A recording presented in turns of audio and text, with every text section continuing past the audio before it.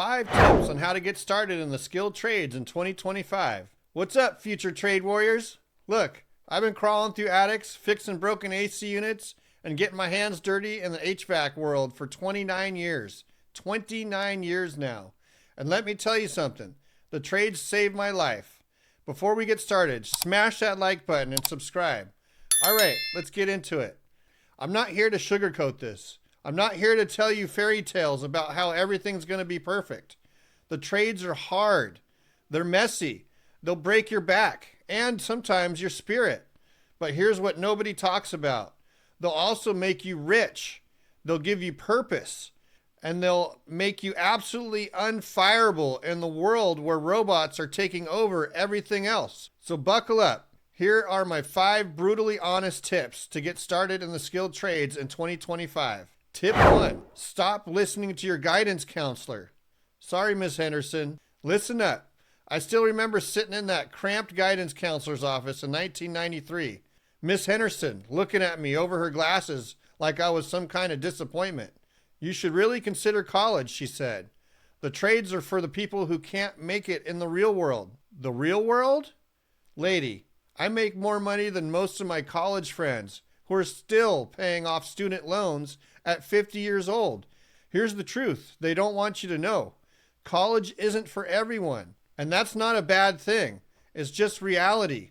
While your buddies are racking up $100,000 in debt learning about 16th century poetry, you could be making $60,000 a year as an apprentice plumber. By the time they graduate, you'll be making 6 figures and own your own business. I'm not anti-education. I'm anti-stupid debt for degrees that don't pay. The world needs electricians. The world needs HVAC techs. The world needs people who can fix things when they break. And trust me, everything breaks. Your iPhone breaks. You need a repair tech. Your toilet breaks. You need a plumber. Your AC breaks in August. You need me. Society literally cannot function without skilled trades. But your guidance counselor never told you that, did they? Tip 2, pick a trade that excites you, even if it's just a little bit. Okay, real talk.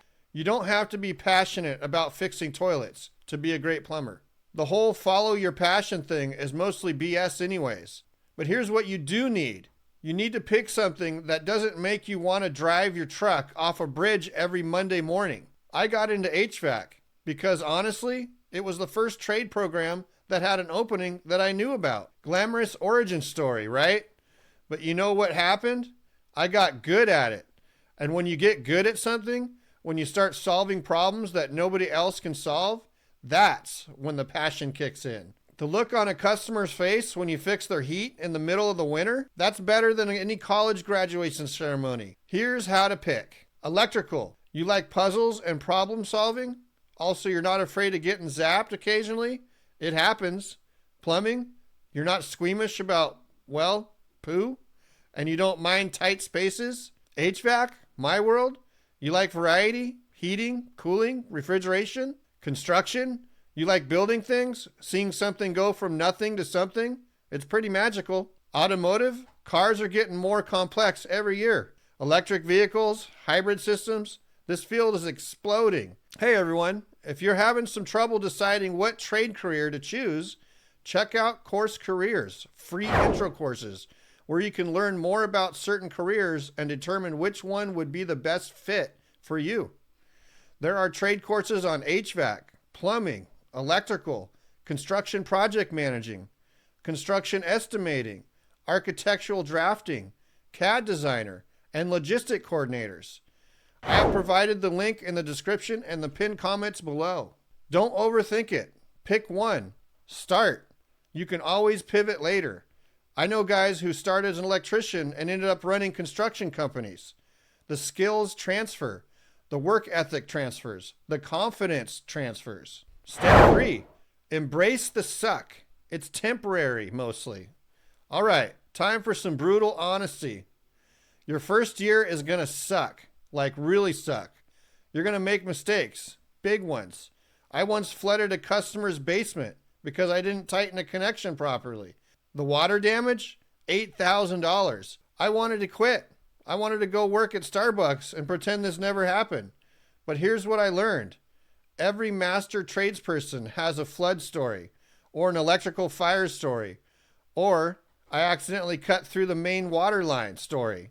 The difference between the ones who make it and the ones who don't, the ones who make it show up the next day. They learn from their mistake. They get better. They don't let shame drive them away. Your body is going to hurt. Your hands are going to get cut up. You're going to be sore in places you didn't know existed. Welcome to the club. But here's the beautiful part. After about 6 months, your body adapts. You get stronger. You get smarter.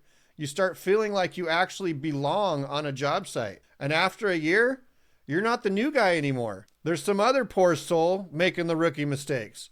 The apprenticeship period isn't just about learning skills. It's about building character. It's about proving to yourself that you can do hard things. And once you prove that to yourself, nothing can stop you. Hey, quick break here. If you're interested in a free course on getting into the trades, then click this link below. Tip 4, find a mentor and don't be annoying about it. This is crucial. You need someone who's been there, someone who can show you the ropes, someone who can save you from making the really expensive mistakes. But here's the thing. You can't just walk up to some master electrician and be like, hey, will you be my mentor? That's weird. Don't do that. Here's how it actually works. Show up early. Stay late. Ask good questions. Actually listen to the answers. Don't be the apprentice who's always on their phone. Don't be the one who's always complaining. Be the one who wants to learn. I remember my first real mentor, Big Jim. This guy had been doing HVAC since the 80s. Hands like leather. Could diagnose a system just by listening to it. At first, he barely talked to me. I thought he hated me.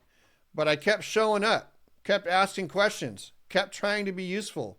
One day, he started explaining why we were doing these things a certain way. Not just what to do, but why. That's when I knew I had found my mentor. He didn't call himself my mentor.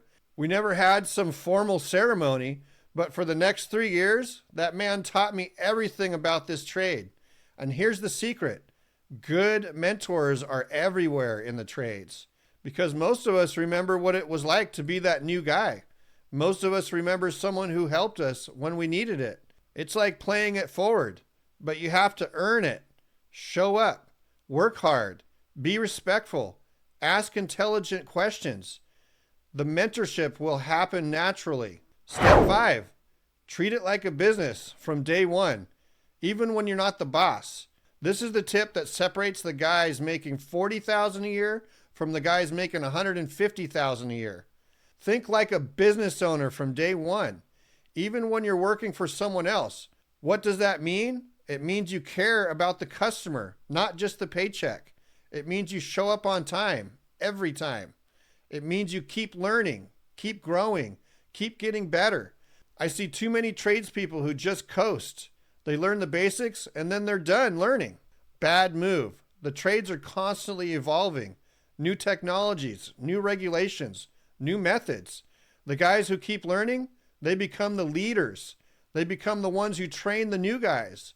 They become the ones who start their own companies. Here's what treating it like a business looks like. Keep track of your tools. Invest in good tools. Your tools are literally how you make money.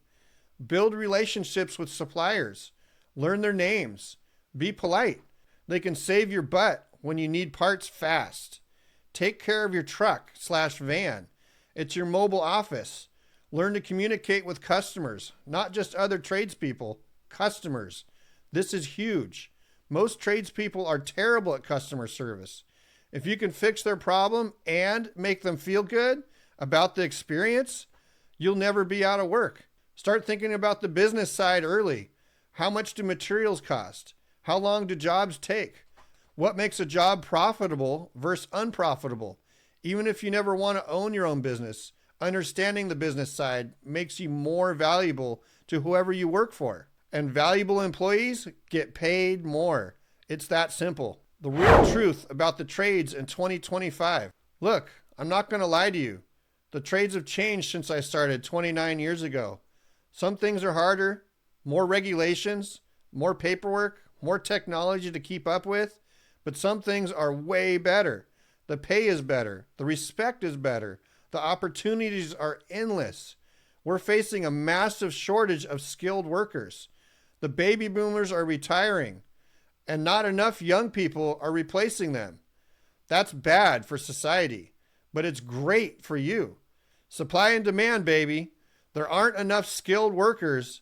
The ones who are skilled get paid more, a lot more. I know HVAC techs making $80,000 plus a year. Plumbers making $80,000 plus a year. Electricians making $80,000 plus a year. And that's working for someone else. Start your own business? Sky's the limit. But here's what nobody talks about. It's not just about the money. Though the money is nice, it's about pride. It's about going home at the end of the day knowing you built something, fixed something, helped someone. It's about having skills that matter in a world full of people who push paper and attend meetings. You'll be someone who actually does things, real things, important things. When the zombie apocalypse comes, nobody's going to need another marketing consultant, but they're definitely going to need someone who can fix the generator. That's a joke, mostly. Final thoughts. Starting in the trades in 2025 isn't just a career choice. It's a life choice. It's choosing to learn skills that can't be outsourced to India or replaced by AI. It's choosing financial independence over student loan debt. It's choosing to be proud of what you do for a living. Will it be easy? Hell no. Will it be worth it? Hell yes. 29 years ago, I was just some kid who didn't know what to do with his life. Today, I own my own HVAC company. I employ several people. I make more money than I ever dreamed possible. And every single day, I get to solve problems and help people. That guidance counselor was wrong. The trades are the real world, and we're waiting for you. If this video helped you, smash that like button. If you want more unfiltered trade career advice, subscribe and hit that notification bell. Here's a joke for you.